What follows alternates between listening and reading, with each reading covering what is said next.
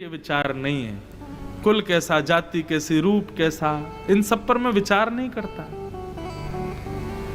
रैदास जी को तो सब जानते ही हैं, और बनारस वाले नहीं जानेंगे तो फिर कौन जाने। श्री रैदास जी पर भगवान ने कैसी कृपा की।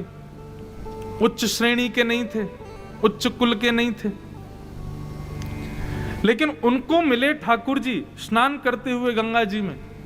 रैदास जी उनकी सेवा करने लगे तो कुछ लोगों ने विरोध किया तो राजा के सामने प्रस्ताव गया, भाई इनके ठाकुर जी लेके श्रेष्ठ कुल के लोगों को दो, इनको अधिकार नहीं है राम जी की सेवा करने का। राजा ने सभा बैठाई और बीच में एक सिंहासन पर ठाकुर जी को विराजमान किया। एक तरफ रैदास जी और एक तरफ सब विरोधी लोग, सब बैठ गए। बोले भाई, राजा ने कहा जिसकी पुकार सुनकर के भगवान की प्रतिमा जरा सी हिल भी गई ना जिस तरफ, मैं समझ जाऊंगा कि राम जी उसके पास ही जाना चाहते हैं। अब जो विरोध कर रहे थे उन्होंने ले श्री सूक्त सुना, पुरुष सूक्त सुना, ये वेदों के मंत्र सुनाओ, ये अर्चना वो अर्चना, ये पुष्पांजलि, ये अभिषेक, और महाराज दुनिया भर के सब कर्मकांड कर दिए। लेकिन ठाकुर जी सीधे खड़े रहे।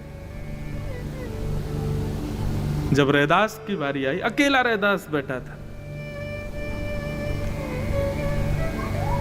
रैदास का जब भाव प्रकट हुआ तो रैदास गाते हैं, जो तुम तोड़ो नाथ मैं नाही तोड़ू रे, तो सो प्रीत तोड़ नाथ कौन संग जोड़ू रे, सब ही पहर एक आशा, मन क्रम वचन कहे रैदासा।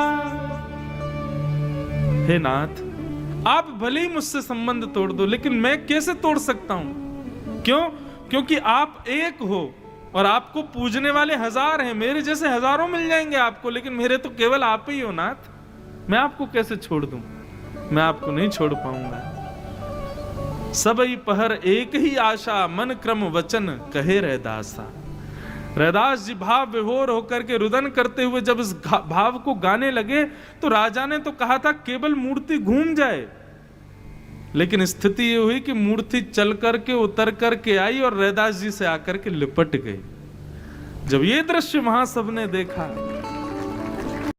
विरोध कर रहे थे, उन विरोधियों ने भी रैदास जी को प्रणाम किया और सब कहने लगे, जात पात पूछे नहीं को, हरि को भजे सो हरि को हो। भैया ये सब संसार के लिए हैं।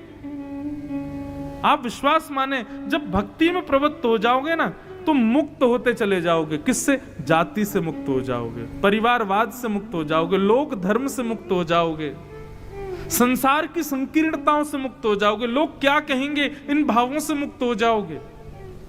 इसी को तो मुक्ति कहते हैं। मुक्ति का मतलब ये थोड़ी मर गए और मिल गई वैकुंठ मुक्ति हो गई ना।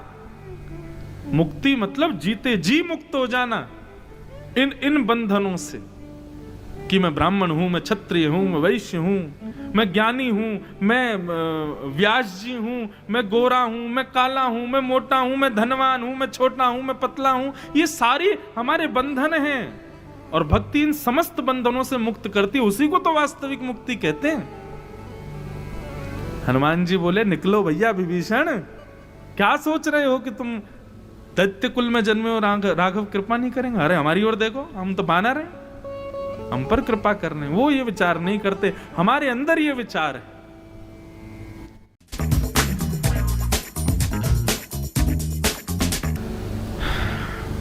सब चर्चा हुई, भगवत चर्चा विभीषण और हनुमान जी के बीच में। अब विभीषण जी को संतोष हो गया कि राम जी मिलेंगे। हनुमान जी बोले, भैया अब जल्दी से हमको जिस कार्य के